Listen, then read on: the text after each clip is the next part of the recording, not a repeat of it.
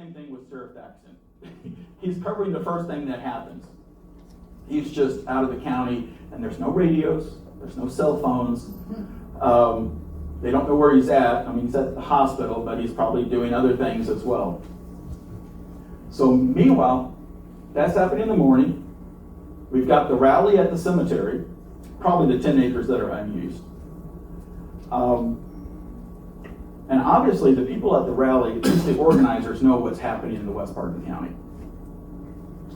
They put and they're also getting word that the locomotive engineer is loading train cars, using the dinky engine to take the car up and put it on the siding, and going back, they're taking the steam shovel, loading another car, back and forth. So they're getting ready to ship more coal probably within a day or two. They've got to do something, or at least that's what they think. So they send everybody into Herrin to raid Herrin Supply Company and every other hardware store, like 5,000 rounds of ammunition and all the guns they could find. This is where Colonel Hunter actually becomes useful. He actually called the American Legions in 4 towns, and particularly Marion, and warned Marion before they started raiding over there. So when they came for the American Legion's guns, which were being kept in the library in Marion downstairs, they were gone. They'd already been moved over to City Hall, where the police station was at. They went to the judge's house across the street. And Judge Hartwell was a whole lot like John Bulliner, except for the law degree. He stood there at the door and told us, "Well, if you load, I'll shoot," when they came for his antique collection. One of the guys did come over. They went to the shoe store on the square in Marion, where the Little Egypt Art Center is, and borrowed a gun from the owner, and actually returned it. And this was one of the guys who was indicted, so that was actually probably a murder weapon that he brought back. A lot of the weapons got thrown in a ditch or disappeared completely. So UMWA gets over to the mine by 1 o'clock, between 1 and 2 o'clock. They start firing on the locomotive first. He gets out, the guards start firing back. At one point, it's believed that C.K. McDowell, the mine manager, took a gun, saw somebody and shot him down the road, which probably was George Henderson. He was a Scottish coal miner. He lived up here on North 13th Street. He was a veteran of World War I. But he was the first person to be shot and killed. There was another Polish miner lived here in Herrin that was also shot and died that day on Wednesday.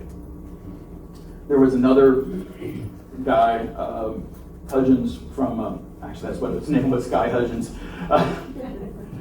from south part of Williamson County.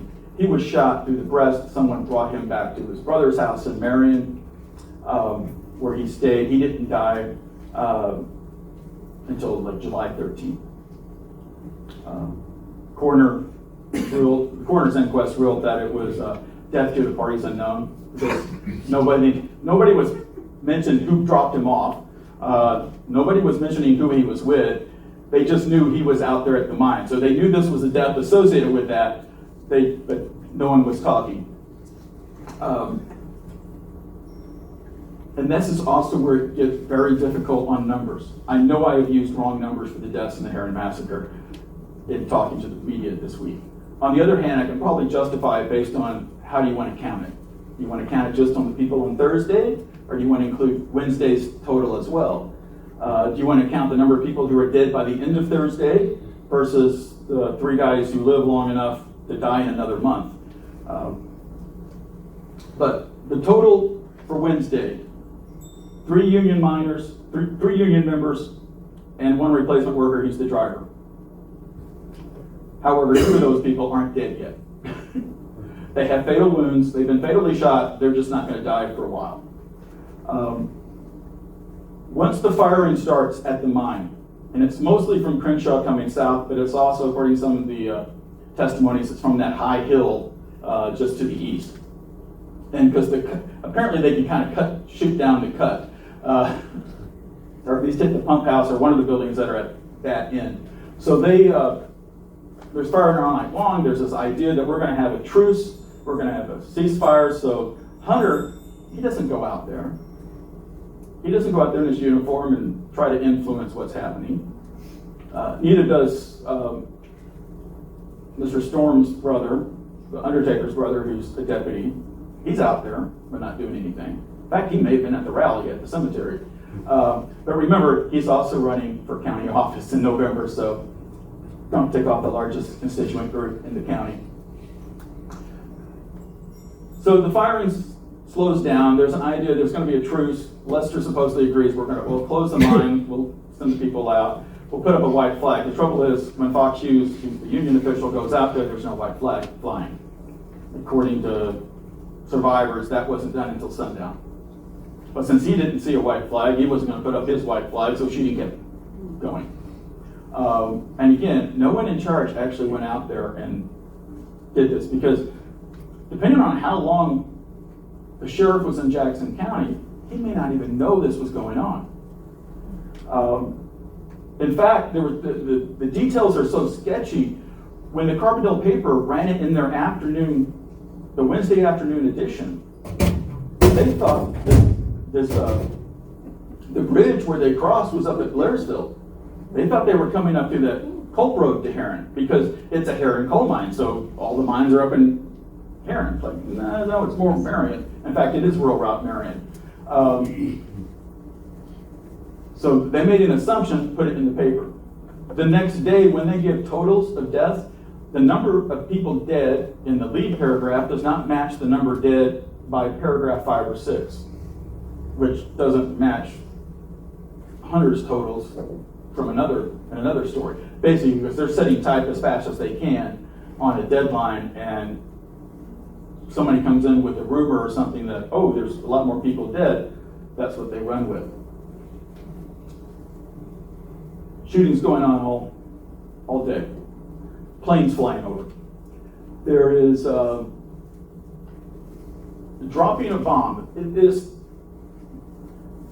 The plane may have dropped dynamite during daylight hours. It's not clear. I don't think so, because unlike the guards at Shady Rest a few years later, we thought it might be a government plane, so they didn't want to shoot it. Whoever had the high-powered rifle, if not actual machine guns or automatic guns, the press back then wasn't any better than today in terms of talking about guns and stories. There were machine guns. Tommy guns weren't there yet. Machine guns were like water cooled, and I've seen a picture of them because the National Guard had them 1 or 2 times when they were in Herrin during that decade.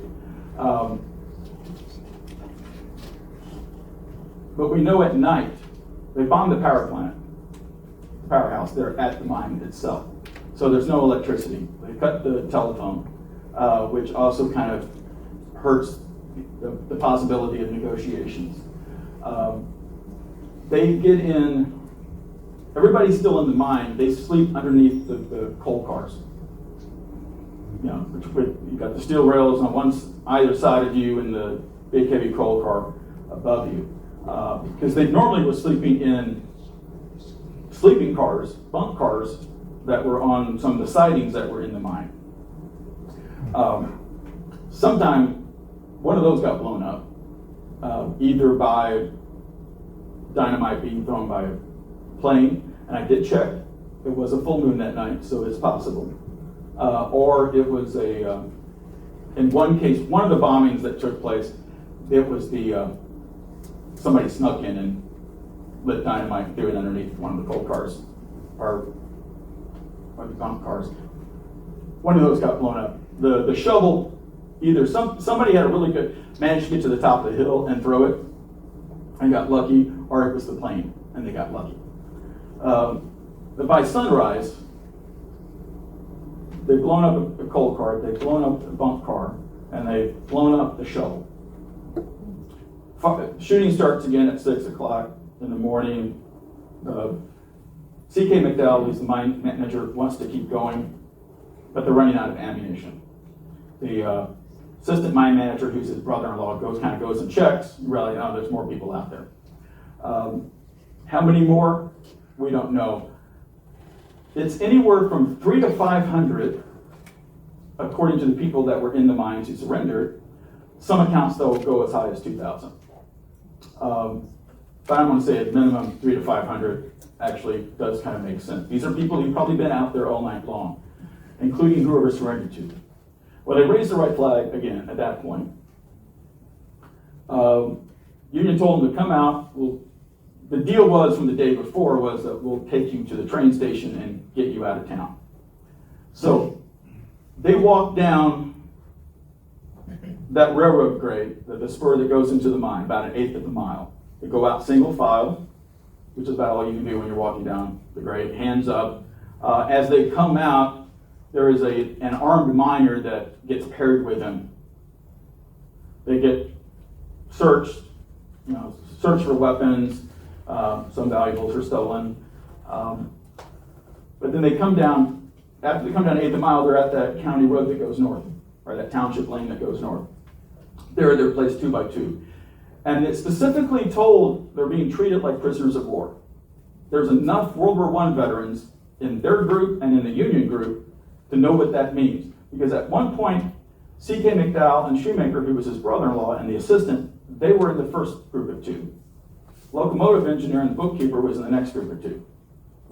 Now, the order shifts over time because C.K. McDowell had a peg leg on his left leg. So he could not keep up. And he was almost towards the back by the time they did. So 1/8 of a mile down the spur, 7/8 of a mile north of Crenshaw Road. At that point, whoever they surrendered to, somebody who weighed about 165 pounds, had auburn hair, slim figure, well-dressed. They, again, we don't know who that is. You would think we would know that. Of all the investigations that took place, you would think we would know that simple detail. But considering that Ord Thomas was slender and he had red hair or auburn hair, and he was named a special investigator immediately thereafter, that's why I suspect him. Plus, he also told Sheriff Galligan a few years later that he was there, and that he had let Escalade Young, who was one of the guards around the perimeter, escape during the night. Because there were more people than 48 or 54, whatever, left. But again, if you're a guard and you're up on the hills, McDowell's not letting anybody leave all week. He says, you'll get killed if you go out. Well, I'm not going back down there. I'm going to take my chances. Because if I haven't shot anybody yet, especially if it's Tuesday night, not Wednesday night, they may let me go. And we know Escalade Young was in the area. He's listed as a night cop in Carbondale that April for one incident. I cannot find him in the records. He was never hired, but he may have been kind of helping out, but that's what he did at that time. So we know he's in Southern Illinois at that point. So they get to Crenshaw, and that's what it looks like after that's bombed. Buildings, everything. If it can be burned or dynamited, it's done. So the blue line up over here starts at Crenshaw Crossing. Whoever's in charge goes to a local store, because they're the only ones with a telephone. They call the union office trying to figure out where's the truck. What truck? The truck that you promised yesterday that was supposed to take place. There's no truck. Meanwhile, by the time they've got there, Crenshaw is a rural community. As you get closer to the east, there are mines all over the place. So there's a lot of miners who live in this immediate area who aren't necessarily coming from Herrin or coming from Marion, although there are obviously probably some that are. These are people who probably walked to Crenshaw Crossing because it was less than a mile away. There's a mob there, Otis Clark, who says he's been there for 5 days, at night. Otis was a hothead. He had already killed a cab driver a few years earlier who brought his wife home one night. Why are you with him? Well, he's a cab driver. He was taking me home. Well, he shot him. Otis will get what he deserves in a couple years. But at that point, he's out there, he's the one that shouted, we need to eliminate the breed in reference to scabs. At this point, either whoever was on the phone comes out and challenges him, or it's somebody else who challenges him about where's the humanity. And that humanity issue is important because that's what everybody forgot that was involved in this on either side. But apparently whoever they had surrendered to was threatened by the mob, and that person drops out of the picture. So it's Otis Clark and a mob that is now leading the group down Crenshaw Road. After they pass what's now the Burlington Northern, and I think it's just on the other side of what the operating engineers and their complex that they built where they practice and train people on the heavy equipment. And there's a road and a gate that runs south. It's a private road.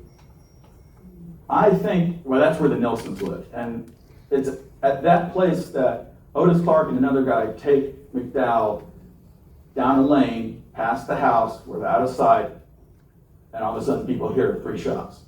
They just executed him. They come back. Mrs. Clark, who must have been a whole lot like her husband, he was there on the porch with Mrs. Nelson, exclaimed, they got old Pegleg. They get in the car and they leave. So, from where it says West Marion Precinct, that's 2 miles to that point, and then it's 2 miles over here towards Energy. We don't know who's in charge. It is more like mob rule at that point.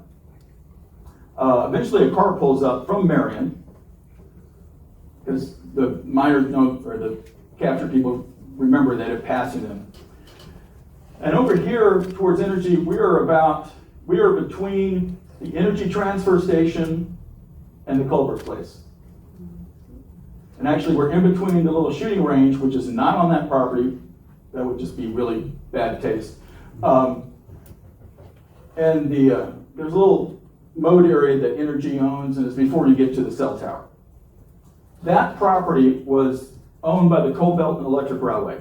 That was the commuter system that we had for a quarter century in Williamson County. That connected Marion and Herrin, it connected all the small towns, it connected all of the major coal mines. So people could live in one place, work in another, go shop in a third. Trains ran every hour out of Marion and Herrin, back and forth.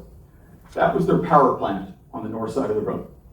Just to confuse people, on the south side of the road, which is now mostly airport property, there was the powder plant, the Egyptian powder plant where they made dynamite. Or they made powder for explosions and everything, explosives. Reporters were not listening very closely. They got it wrong left and right.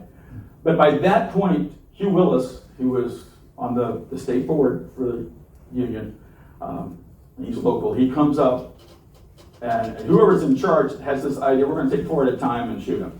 And Willis is like, no, you idiot, there's women and children here, don't shoot them in the street, take them in the woods. Take them all in the woods. So that's what they do, they take them all in the woods on the other side of the power plant. Inside the woods, within 100 feet, there is a barbed wire fence. So they line them up against that. And at that point, the locomotive engineer was at the end. When they started doing the countdown, he knew at 2 to run. So he started running, then some of the others started running. That's why, at this point, there's 4 dozen people, minus C.K. McDowell, but yet we only have a dozen or so deaths right here, which is good. That means most people did get away. They either got away kind of in the mob, or they just started running, or they were shot and then started running. A lot of people were shot and they were wounded. One big guy was leaning up against a tree. They just kept shooting him over and over. He wouldn't die. There was one of the guys who did survive, played possum, like that girl in Uvalde. Of course, he didn't have to use fake blood. He had enough of his own at that point leaking out. But they start running north. And granted, it's only about 2 miles until you get up to Stop the Road. We know 2 guys make it up on what is now the East Clark Trail within a quarter mile of Vandyville Road. So on the south side of the road, on what was the Graves farm, some kids found two guys. One had died at that point, and the other one was wounded. So the body was taken in town to the morgue, the temporary morgue, and the wounded guy was taken to the hospital. Patrick O'Rourke, he runs. He managed to get up someplace probably south of Clark Trail, I'm going to guess, and he hides underneath a house on post, gets caught. They're trying to debate whether to lynch him there or shoot him, and then they hear there's 5 more guys that have been captured up at the East Side School. They're on 13th Street and Forest. You mean south side? South Side School. Of course, the school at that point was one of those 3-story brick schools that was on what's now probably grass on the south side of that 2-block stretch. Because I was reading one of the descriptions and it didn't make sense until I realized, oh, the school isn't in the middle where it's at now, it's on the south side, because there is like the length of a house or a lot before you get to Stowler. So he rejoins up there. At that point, they've all 6 been stripped of their shoes. Others stuff, probably, shirts and pants have been torn from barbed wire and everything else. They're tied together with ropes around their neck. And they take them up to Stowler Street and they start heading east. At one point, they're being forced to crawl on their hands and knees. It is not clear how far that went. These guys didn't have Google Maps to measure it out. But it's basically almost just short of 2 miles to get up to Stowler. And there's 1.1 mile from the school to the cemetery entrance. And again, it's not clear. When those 6 are taken out there, O'Rourke is shot in the heel. So he falls. Because they're all tied together. When he fell, everybody else fell. Then there was a general volley of shooting, and then he's the one that asked the woman for some water, and the woman's holding a kid in her arms, and she kicks him.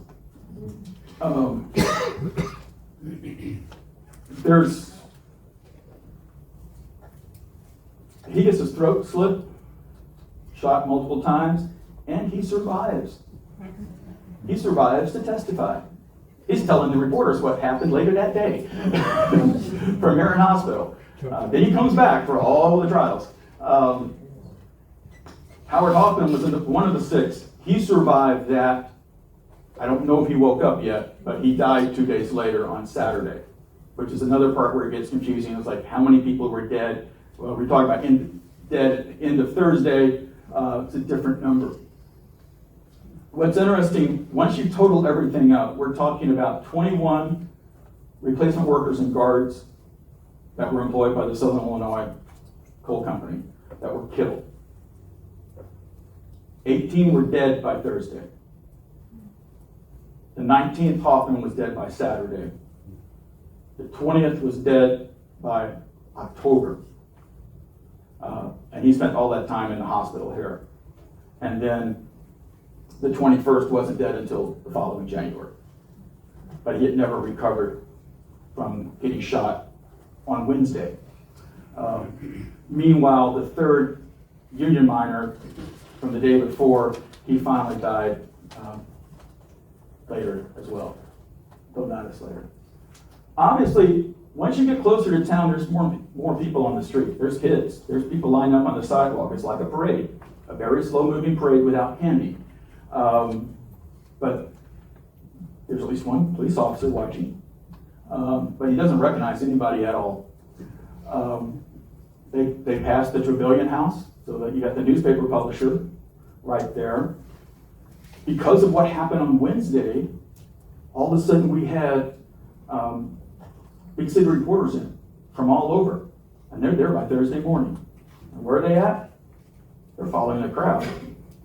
They're out at the cemetery. They're witnessing the last death that take place. And again, some of those people end up testifying in the trials. One of the guys that was there, and when his daughter told me this, I thought she was wrong. I didn't believe it until I found out he had said the same story to Gary DeNeal. But Arlie Boswell, who's our state's attorney after duty, he's the legal side for the Klan, he's at the cemetery.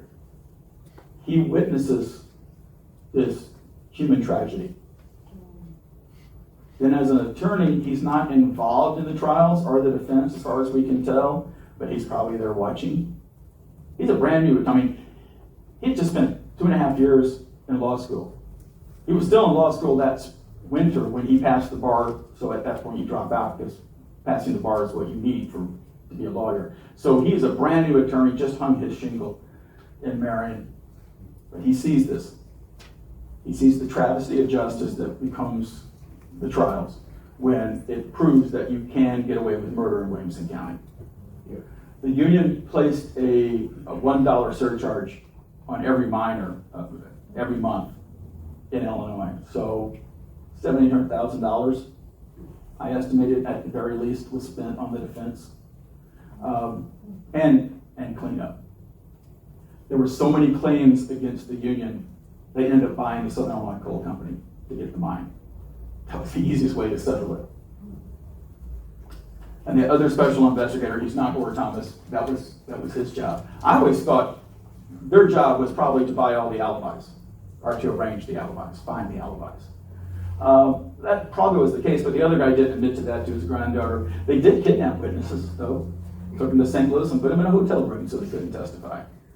There was at least one who was threatened, like if you testify, you'll die, which made the papers.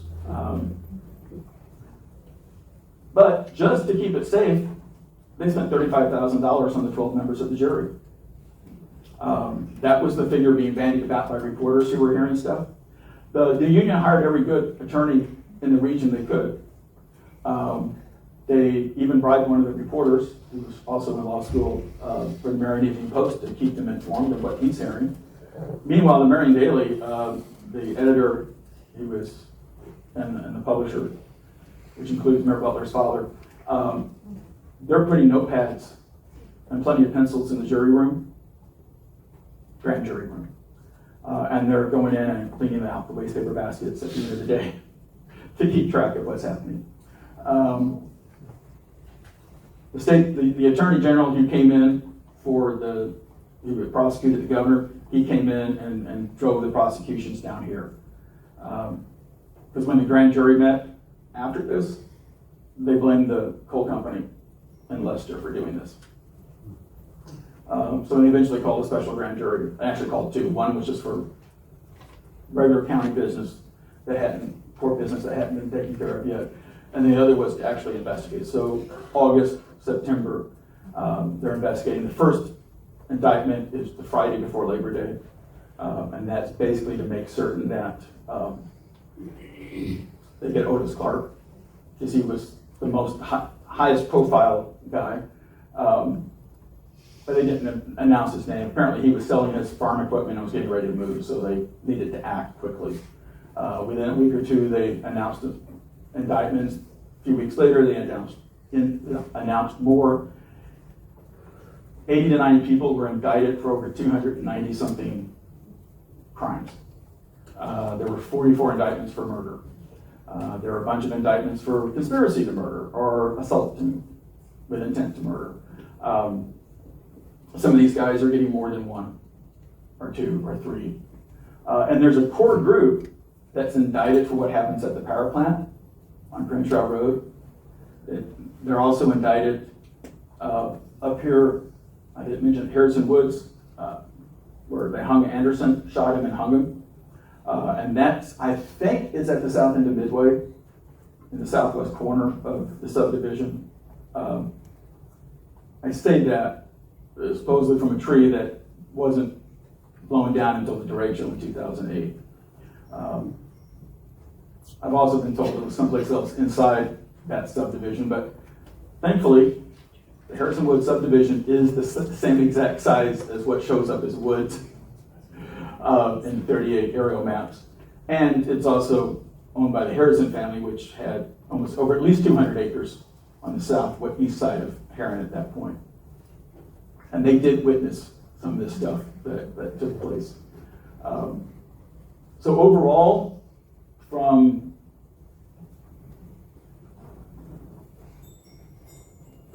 here, going up to here, and all around, about 6 miles. And some of that, for the people who survived, the last part was, in bare feet and crawling part of it. And they were all shot at that point. I think everybody had been at least one wounded, it seems. Amazingly, the majority who was at the Powerhouse Woods did survive.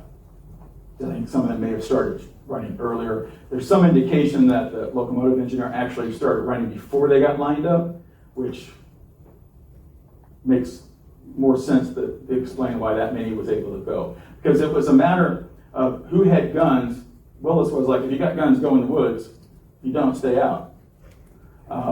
And some of the survivors there noticed that some of the people who had guns a few minutes earlier had lost their guns and then came back and was just milling around by the time the sheriff arrived. Sheriff and Colonel Hunter, they were supposed to meet at 6 o'clock and go out there. The sheriff was ready at 8 o'clock. Went out there, found it empty. They went back to Marion. When they got back to Marion, they heard, oh, no, they weren't taken to the train station. They were taken out and shot. So then they have to turn around and drive over to Energy. But again, like I said, there is 24 people who are dead or who will eventually die because of this. Because both sides lost the ability to see that their opponents were men and human who they should respect. I told one of the radio stations who interviewed me, and it's like, people were shocked that Putin invaded Ukraine. And they're shocked at what Russian soldiers are doing to Ukrainian civilians. And it's like, why are you shocked? They've done this before. Well, we haven't done this since World War II. And it's like, it doesn't matter. When I give talks to students at my old grade school in Marion, I always start off with the bodies buried in the playground because that gets their attention. But I tell them, it's like, don't act like you're better than the people that lived before you. Genesis tells us it took 1 generation to lie and 2 generations to kill. Human nature has not changed. We have not evolved beyond that. Our societies have, our civilizations have, our respect for the rule of law. All of that has improved, thankfully. It's improved in the last 100 years. It's certainly improved in the last few millennia. But when we stop respecting that rule of law, when we stop thinking we're better than the other side because, by golly, we're just better. They're idiots. They should die. In other words, if you read Twitter, it's when they call that a toxic environment, it's toxic. And somehow Twitter always wants to send me the most toxic people that I cannot agree with or ever like. Jesus told us we don't have to like our enemies or like our neighbors. We just have to love them. And at the very least, that means recognizing their humanity and that they are just like you. And we didn't do that. They didn't do that back then. But can it happen again? Yes. And if we're not careful, I don't see it happening next week, but it's one thing if you get a crazy guy who shoots up a school. It's a different thing if the whole town goes crazy at once. But when I talk about the 20s, and we have the mine war here, the clan war, and then the gang war, 50 people are killed in Williamson County because of this over 5 years. And I think that's bad, and it sounds bad. And then the UMWA, PMWA war of 1929 to World War II, I think is even worse. It's just spread out more. But by that point, we're fighting the Reds, so it's okay. Within a year of the Herrin Massacre, the UMWA is blaming the Reds and the communists for this. When the UMWA went on strike in 1919, Justice Department said they were communists, taking orders from Lenin. So John L. Lewis learned to triangulate, just like Dick Morris and Bill Clinton. For the next 20 years, like, you want to deal with us, we're the reasonable people. Remember, John L. Lewis is actually a Republican. His brother ran the mine up at Clifford, north of Colt, which was one of the largest mines of its time. And every once in a while you see newspaper account of him celebrating Thanksgiving or Easter at his brother's house in Marion. It was just as violent.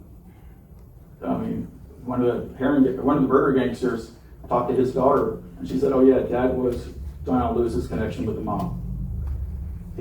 Lewis put him in charge of the Kentucky district, and when they had to deal with a recalcitrant union or mine company, they'd bring in some muscle." And his brother, who was also a member of the burger gang, every time I find him in the newspapers, it's in connection with organizing our strike violence.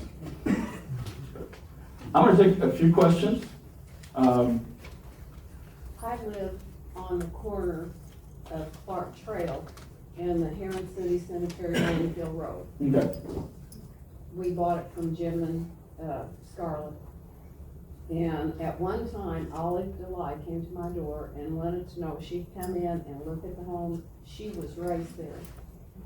If that house had eyes during that time, what would it have seen? I know. And it's interesting. This is Thursday. Friday, it's like, actually, I think by Thursday evening, Snead is out of town. I think he's trying to find Lewis or in Springfield or something. Friday, they're back, Mayor Pace, Senator Snead, they know they've got cleanup to do, and they start. But the attitude in town, as of Thursday afternoon, was no one was going to get punished. No one really did. Now, vengeance is mine, says the Lord. So Otis Clark was murdered by the Shilton gang 3 years later. He was a bootlegger, but coming back from the Klan meeting, it switched sides. Hugh Willis committed suicide within a decade. Some of the other guys who were actually, one guy who is part of the trial, Oscar Howard, I think, he gets killed by a neighbor over a fence dispute. It's amazing how one of the James Galligan, who was Sheriff Galligan's cousin, who was part of what was happening at the cemetery. He was killed in a mine explosion within a few years. Was there anything coming across that road in front of that house? From the cemetery to? Probably because we don't know where the last killings took place. According to O'Rourke, it sounds like it's in the road. Mm-hmm. But it could have just, he's been shot at multiple times at this point. I don't know if he knows. Plus between the Union rally the day before, which is probably on the east side, they're adjacent to the Landfill Road or Vanderbilt Road. They would see something there. They would have seen all the crowd, regardless of where they were at on Thursday. On Saturday,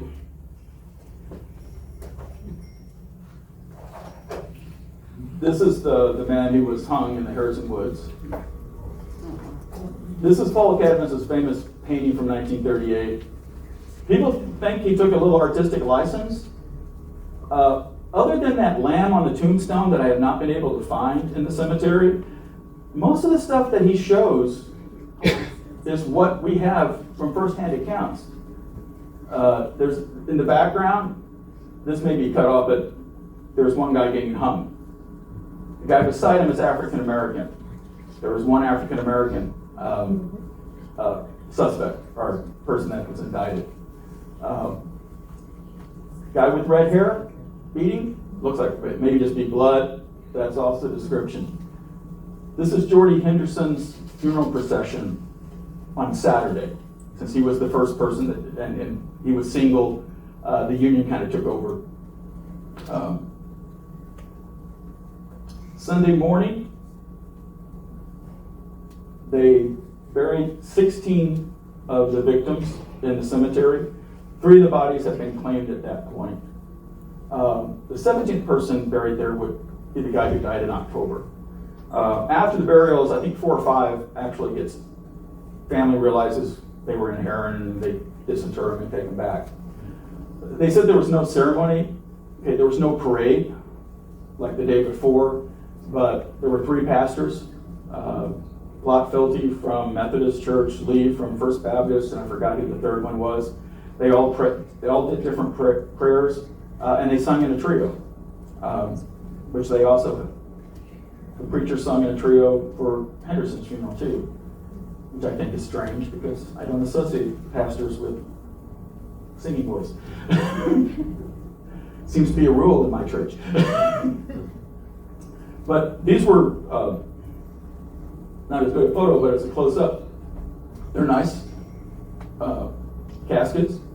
They had to do a special order, and they came in Saturday morning. That's probably one of the reasons why they delayed till Sunday. That, and they thought the fewer people would be around. The guy in front, in the foreground with the coat, that's Mayor Pace. The guy with the short tie that's holding a straw hat, I think that is Sneed, based on some other photos I've seen.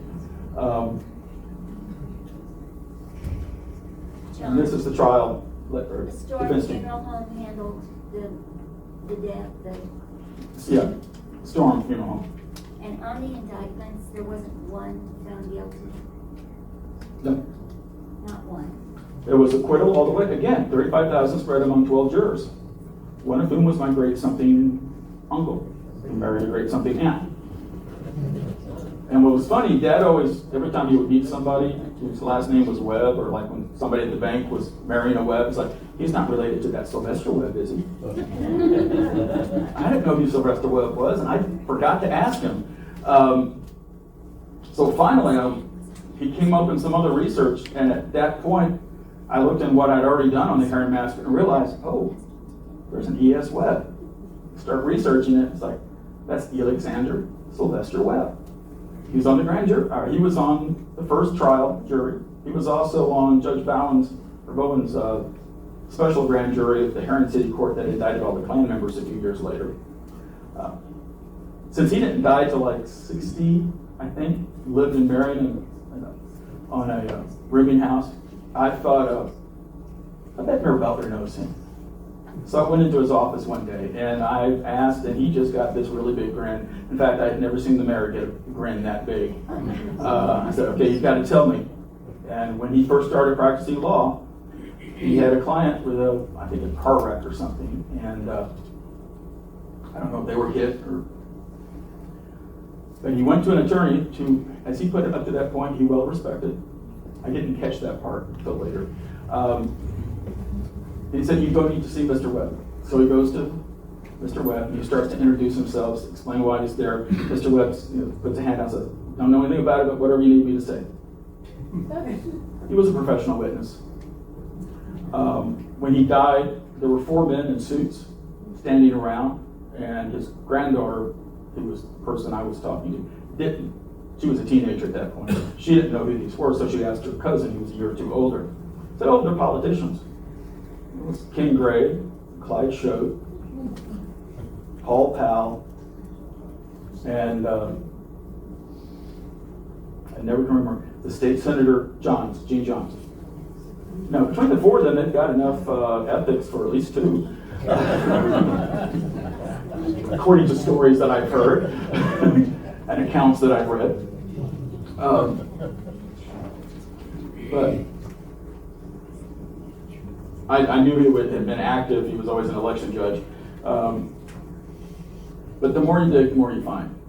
And it was interesting, Judge Lockwood, after Operation Greylord, he's not really big on corruption in the court system. He'd heard the story, so he interviewed somebody's kids or grandkids. And apparently the family story was their ancestor, their grandfather, was told to walk out of, on a certain date, walk out of the courthouse on the north door, walk up North Market Street, I forgot which side of the street he was supposed to walk on, carry an umbrella upside down. And he's walking north, somebody's walking south, and they drop in an envelope full of cash. But according to the other organizer, the state's attorney was also brought. Now, Duty did help prosecute, but that was after the attorney general and forced him to. But he did stop and say, no, we're not doing it a 3rd time. there are other cases in the county, and it's obvious you're not gonna win a conviction here. The judge may have been brought. He didn't know for certain, but he knew who was going to go talk to the judge. And Judge Hartwell was kind of strange anyway. He may have had a drug problem at that point. He was wandering around the courtroom during jury selection. But he had been involved in a train derailment the year before, so he was probably been on some pretty strong pain medicine as it was.